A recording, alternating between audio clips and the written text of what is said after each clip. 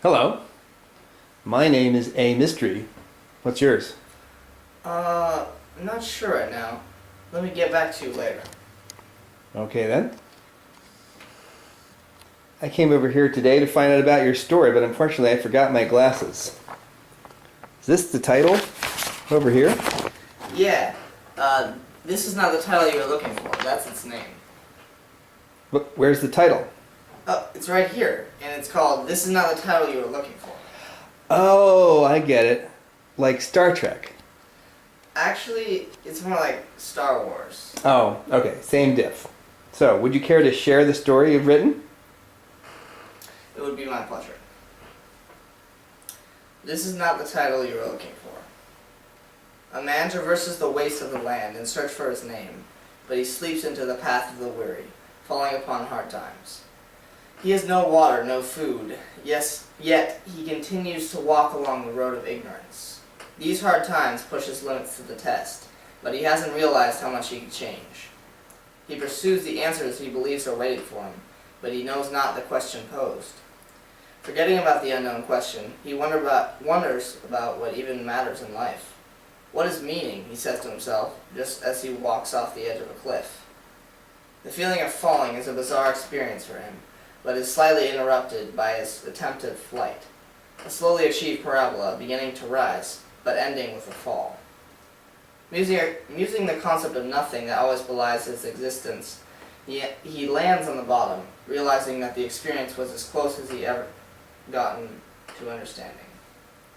He continues to stride through the seemingly barren landscape, still looking for his destination, but he fears that if he finally reaches it, the time will have passed. Walking through the unknown is simultaneously serene and frightful, because it brings the comfort of having to do nothing, not having to do anything, and the fear of having no purpose. He sets this thought aside as he slowly crests the next sandy expanse of earth, where he finds that the sky is falling towards him.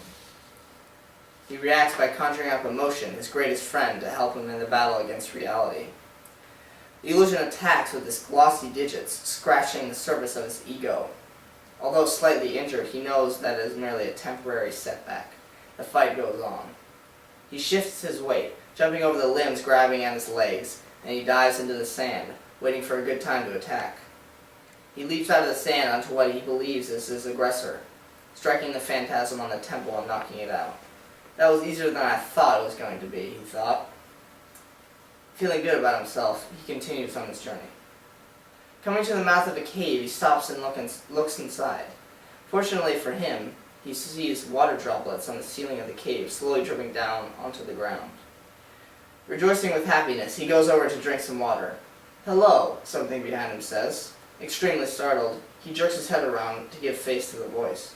A man sitting cross-legged in the darkness of the cave begins to form in his vision and asks about his name.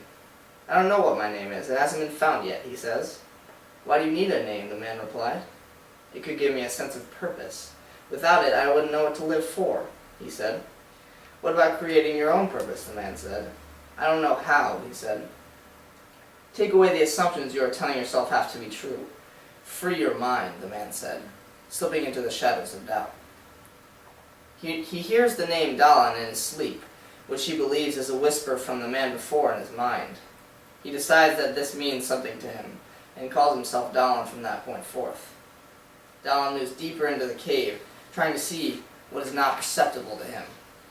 He travels without conscious thought, breathing in and out, not knowing when the madness will end.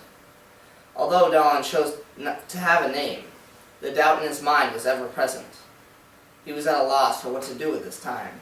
He feels like the decisions of his life will always be uncertain, but the only way for him to live is to continue in the never-ending darkness, choosing to create subjective values on the objects and concepts around him. He judges this moment of realization neither good or bad, merely a moment like any other. Well, that was certainly enlightening. Keep up the good work. Thank you. Oh, I just remembered my name. It is Elias Epithet.